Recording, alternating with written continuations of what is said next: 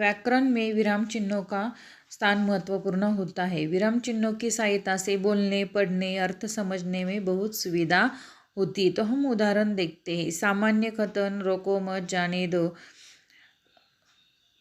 रुकने का निर्देश रोको मत जाने दो, और जाने का निर्देश रोको मत जाने दो। इन वाक्यों में विराम चिन्हों की स्थिति ने वाक्य के अर्थ को बदल दिया। इसी प्रकार कथनों में निहित भाव को भी विराम चिन्ह स्पष्ट करते हैं, जैसे प्रश्नवाचक भाव, विस्मय, सामान्य कथन। तो ये जो भाव है तो उससे कथन निहित होते हैं। कुछ प्रमुख चिन्ह: पूर्ण विराम, अल्प विराम चिन्ह, अर्धविराम चिन्ह, प्रश्नवाचक चिन्ह, विस्मयादिबोधक चिन्ह, योजक चिन्ह, उद्धरण चिन्ह, कोष्टक चिन्ह। पूर्ण विराम: प्रत्येक वाक्य के समाप्त होने पर पूर्ण विराम का प्रयोग होता है। वाक्य वहाँ समाप्त हो जाता है जहाँ उसका अर्थ किसी दूसरे वाक्य पर आश्रित नहीं रहता, अर्थात उसका अर्थ पूरी तरह स्पष्ट हो जाता है। अल्प विराम: जहाँ सबसे कम देर तक ठहरना पड़ता है वहाँ अल्प विराम का प्रयोग होता है।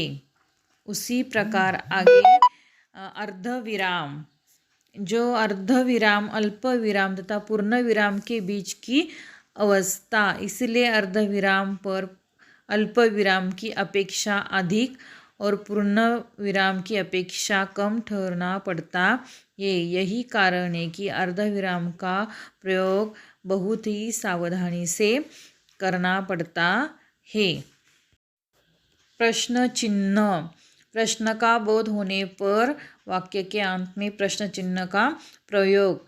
कुछ वाक्य में कभी कभी प्रश्नवाचक शब्द नहीं रहता, पर उनसे प्रश्न या संदेह का बोध होता है, तब प्रश्नवाचक चिन्ह का प्रयोग किया जाता है। आगे विस्मयादिबोधक चिन्ह, जहाँ विस्मय, हर्ष, विषाद, विस्मय, आश्चर्य, करुणा, भय भाव प्रकट होते, वहाँ विस्मयादि बोधक चिन्ह का प्रयोग किया जाता है। कभी कभी विस्मयादि बोधक आशीष, कामना भाव व्यक्त करने के लिए प्रयोग किया जाता है। कभी आदरपूर्वक संबोध करने के विस्मयादि बोधक चिन्ह का प्रयोग किया जाता है।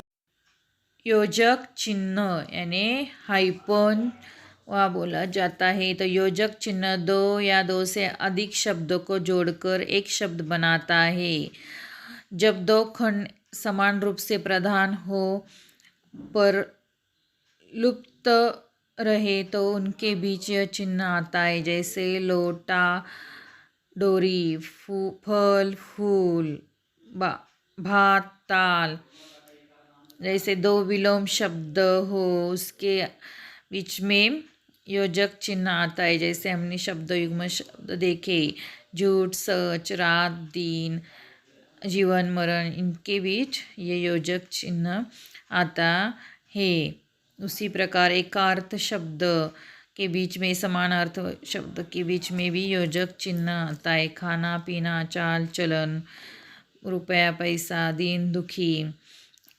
आगे का चिन्ह उद्धरण, अवतरण चिन्ह। उद्धरण चिन्ह के दो रूप होते, इकहरा और दुहरा ये चिन्ह होते हैं। तो यदि किसी के कथन को जो कि तो कहा जाए तो उसे दोहरे चिन्ह के भीतर रखा जाता है। यदि कथन का केवल कोई खंड, शब्द, वाक्यांश हो तो इकहरा चिन्ह का प्रयोग होता है। उसी प्रकार लेखक का उपनाम, पुस्तक, शीर्षक, समाचार पत्र के नाम लिखने पर इकहरा चिन्ह दिया जाता है। आगे का है कोष्टक चिन्ह। किसी शब्द या वाक्यांश का अर्थ स्पष्ट करने या उसकी व्याख्या करने के लिए कोष्टक के भीतर इस प्रकार दिया है। संवादों में भाव स्पष्ट करने के लिए भी कोष्टक का प्रयोग होता है। अपूर्ण सूचक किसी लेख में से जब कोई अंश छोड़ दिया जाता है तब इस चिन्ह का प्रयोग किया जाता है। जैसे तुम समझते हो यह बालक। अपूर्ण सूचक चिन्ह गांव के बाजार में वह सब्जी बेचा करता था। स्थान सूचक यह चिन्ह सूचियों के खाली स्थान भरने के काम आता है। जैसे लेख, कविता। स्थान सूचक चिन्ह बाबू मैथिली शरण गुप्त। किसी संज्ञा को संक्षेप में लिखने के लिए इस चिन्ह का प्रयोग किया जाता है। जैसे डॉक्टर, संकेत चिन्ह क्रू, संकेत चिन्ह पी, संकेत चिन्ह दे कृपया पीछे देखिए। समाप्ति सूचक चिन्ह बहुधा लेख अथवा पुस्तक के अंत में इस चिन्ह का प्रयोग किया जाता है।